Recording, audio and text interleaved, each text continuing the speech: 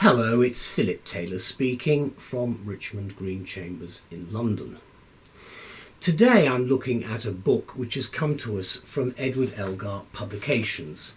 Elgar are well known to many of you as an extremely important publishing house. They're independent and they publish a very high quality of legal publication, well researched and scholastic, for both the academic and the professional communities. And I, for one, have been very pleased with the titles they have produced and what they're actually giving to us by way of resources and information.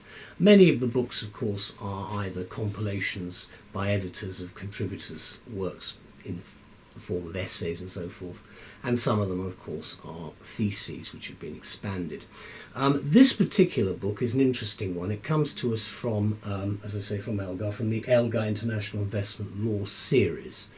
We'll have a look at the book first. It's called, and it's got a long title, Performance Requirements and Investment Incentives under International Economic Law, being written by David Collins. It's a hardback, and we've given our review to the journals and placed it on the web, so you can see the review there. Elizabeth and I have talked about this book, and we've given it a title, Contemporary and Analytical Perspectives on International Economic Law. That's our title for the review. Now let's have a look at the book first before we do anything else. There's the front cover. You've got the spine there. Then on the back, a bit of information about what's in the book itself, and then some information about David. Now the book runs to 250 odd pages. There's a nice index at the back. All the usual stuff is there. There's the index, and then what you've got right at the end, which I do like, coming in regularly now, conclusions and recommendations right at the end. There are, as you can see, footnotes. Now what you go, if we go to the front of the book, is there is the first page. That is the series, Elgar's International Investment Law series there, and then that is the front page of the book itself. Then you've got the 7 main chapter headings and an index at the back. There is an introduction which is well worth reading. Do have a look at the abbreviations section, which does help because there are a lot of abbreviations.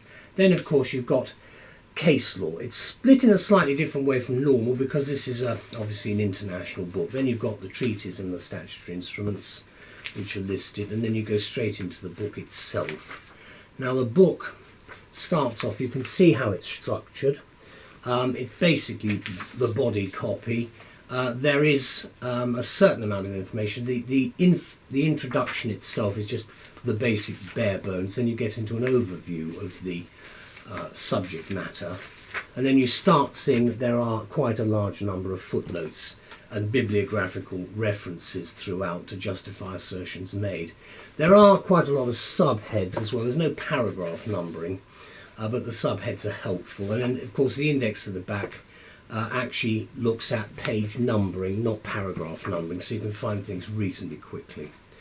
And what I do like is the concept of having a conclusion at the end of the chapters, which I do think actually helps immensely, trying to follow the basic themes which Collins is developing. Now, what do we say about the book? Well, we say this. It's the latest title from Elgar in the International Investment Law series, and it will be, we think, of interest to anyone professionally involved in investment law and concerned particularly with its implications and its possible consequences within developing and developed economies alike. The book's main strength and major strength, we think, is that it offers precise and closely argued analysis of 2 important economic tools. As the title indicates, these are the performance requirements and investment incentives. Usually, but not necessarily always, they are closely related as topics.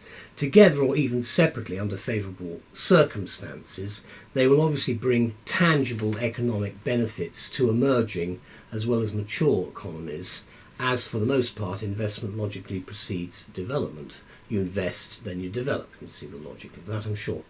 Investment incentives also obviously are put in place to encourage the investor to invest. So in the context of this book, this generally refers to an inward flow of investment from foreign sources, which is known as FDI, that's foreign direct investment. and it is this which largely becomes the main focus of the book. And at the same time, however, the investor is required to fulfil a number of stipulated obligations, the performance requirements which the author David Collins discusses in some detail. Now, Collins is a professor of international economic law at the City Law School at City University, London. And he says this: investment incentives can be defined as any reasonable advantages accorded by a host government, in order to encourage investors to engage in operations of a certain variety. So there's your basic definition. But here is where performance requirements intrude. These, add the author, become conditions imposed on foreign investors which require them to achieve certain goals with respect to their commercial activities in the country or countries in which they propose to invest. And if all this is beginning to sound a little complicated, Collins assures us that in this book the definitions of performance requirements and investment incentives will be applied quite loosely. Well, this seems sensible, as no two situations are ever alike. Both these tools, however, are important to the economics of host states heavily dependent on foreign investment, and I'm sure we all know which countries they are. Here, then, the author expresses some bewilderment that this subject has attracted little or no scholarly attention from the academic legal community, which means, we gather, that it is up to now that there has been precious little literature which tackles this study area in some depth. So we must say this carefully researched and extensively footnoted work of reference redresses the balance more than a little. So thank you very much for doing that.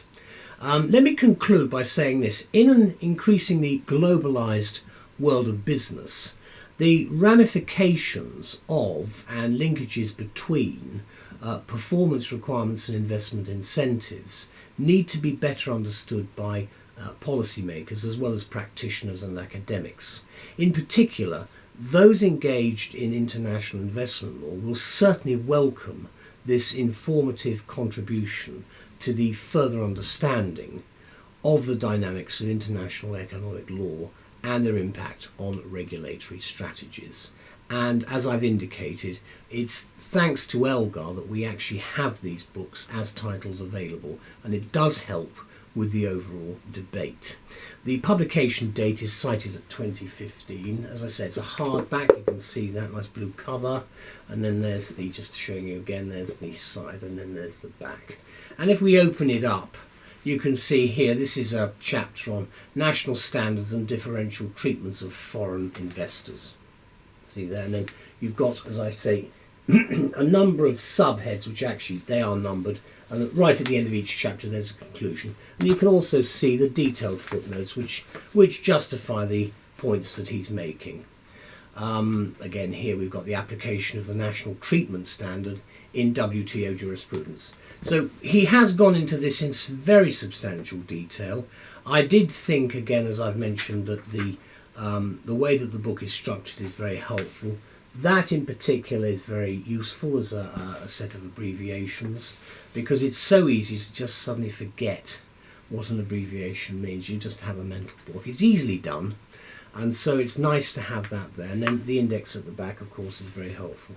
All in all, I think another very high standard coming from Elgar. Thank you very much to all concerned for an excellent publication.